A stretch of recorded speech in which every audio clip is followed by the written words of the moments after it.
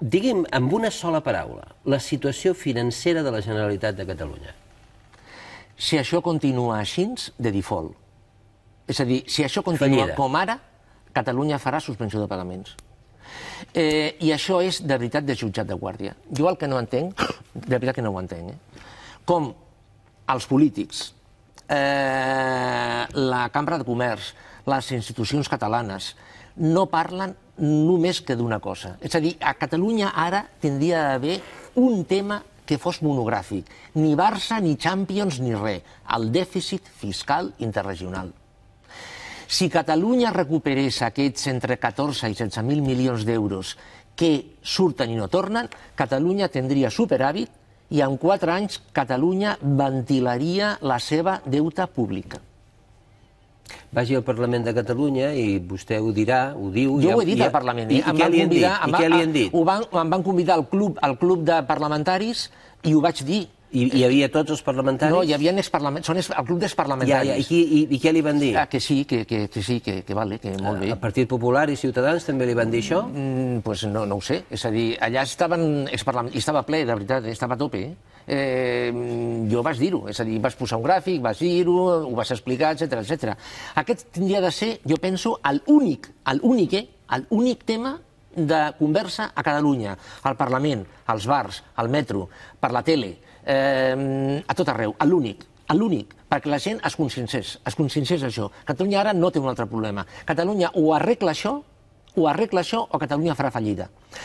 I com s'arregla això? Aquí volia anar. Jo penso, de veritat ho penso, que això s'arreglarà, però la solució vindrà de fora. És a dir, jo penso que arribaran els Men in Black o els Men in Yellow, no ho sé, i li diran al govern, això s'ha de fer d'una altra manera. Torno a dir, perquè Catalunya té possibilitats. El que no té possibilitats és una regió que està rebent de fora el 14,6% del seu PIB, any rere any, o el 16%, any rere any. No és sostenible? No, és sostenible. Ha anat a Extremadura a dir això? Catalunya, Astúries... No. Li pregunto, ha anat vostè a Extremadura a dir això? No, a Extremadura no, però jo a Astúries he dit que estan rebent el 14,6% del PIB de fora, Això ho he dit a Astúries. 2 vegades ho he dit. Silenci, evidentment silenci.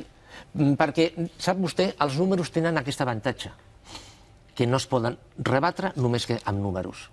I aquest número és irrebatible. Senyor Santiago, per què no em diu vostè, en 35 anys de democràcia,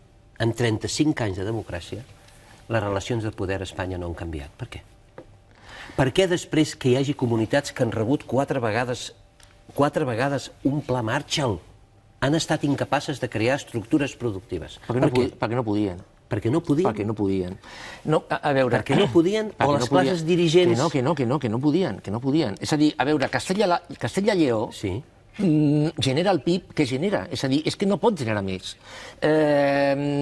Castella-La Manxa genera el PIB que genera i no pot generar més. Perquè per generar més es tindria de fer una inversió que no tindria retorn. És a dir, és un tema de cost-benefici. Clar que vostè pot posar una fàbrica d'Airbus... Han decidit dedicar 40.000 milions d'euros a construir les línies d'altes velocitats que no es pot pagar el manteniment, perquè no podien haver invertit 40.000 euros en trobar estructures productives en les comunitats que necessiten sempre la solidaritat de les altres. Per què no ho han fet, això? El tema de l'AVE, ja que parla de l'AVE, la resposta de l'AVE la va resoldre el senyor Felipe González, quan era president del govern. Un periodista le iba a preguntar, señor González, ¿usted no cree que hubiese sido más rentable hacer el AVE Madrid-Barcelona? Y al Felipe González va a contestar, es que usted no lo ha entendido esto. El AVE Madrid-Sevilla es un tema político.